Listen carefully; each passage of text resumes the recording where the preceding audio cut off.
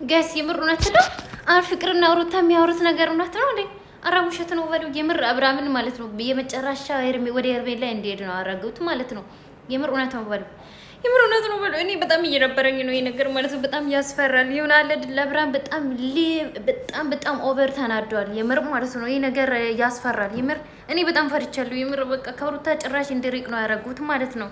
የምር ከሩታ በጣም እንዲርቅ ነው ያደረጉት። ወይኔ ይህንን ሁሉ ነገር ሩታ ታውቃለች። በኢየሱስ ምንድን ነው ከሄርሜላ ጋር እንደዚህ ሲትሆን የነበረችው? በቃ ሩታ አውቃ ነው። አሁን ወደ ሄርሜላ ቀጥ ለጥ ብሎ ነው የሚሄደው። አንቺ ምስኪን ነሽ፣ አንቺ እንደዚህ ነሽ እያላት ማለት ነው።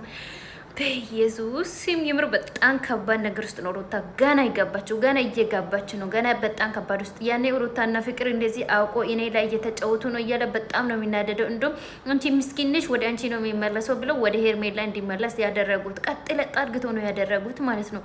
አሁን በጣም ነው የተናደደ ልጁ የምር። ወይኔ እናንተ ትጫወታላችሁ እንዴ? እሱ ላይ ይደብራል፣ የምር ይደብራል እንዴ።